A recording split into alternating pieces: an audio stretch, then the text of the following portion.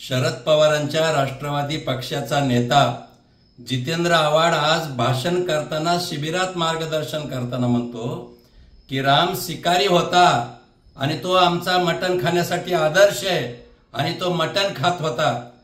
अरे आव्हाडा, लाज वाटायला पाहिजे तुला, लाज वाटायला पाहिजे। रामायण वाचा, कथा वाचा, काय लिहून ठेवलेले।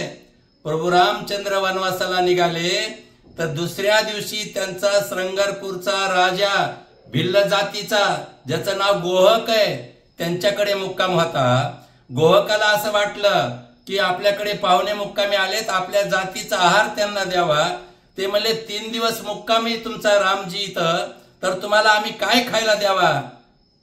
प्रभू रामचंद्रांनी सांगितलं की मला फक्त कंदमुळे खायला दे आणि त्यांनी ते फळं खाल्ले। ज्यावेळेस भरत भेटीला आला तेव्हा हाच गोहक यांनी 3 पदार्थ आणून ठेवले होते, ज्यामध्ये मासे होते, ज्यामध्ये पशु प्राण्याचं मटण होतं आणि कंदमुळे पण होते। पण भरताने सुद्धा सांगितलं की माझा भाऊ कंदमुळे फळच खाणार। आणि एक लक्षात ठेवा जितेंद्र आव्हाड, राम शिकारी नव्हता।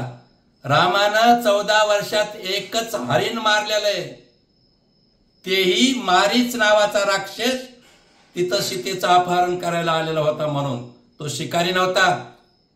तुमची बुद्धी भ्रष्ट आहे, तुम्ही राक्षस कुळातलेत, तुम्ही रावण कुळातलेत जितेंद्र आव्हाड। याद राखा, तुम्ही राम प्रतिष्ठापना होत असताना असं बोलून आमच्या समस्त हिंदू बांधवाचा, वारकरी संप्रदायाचा अपमान केलाय।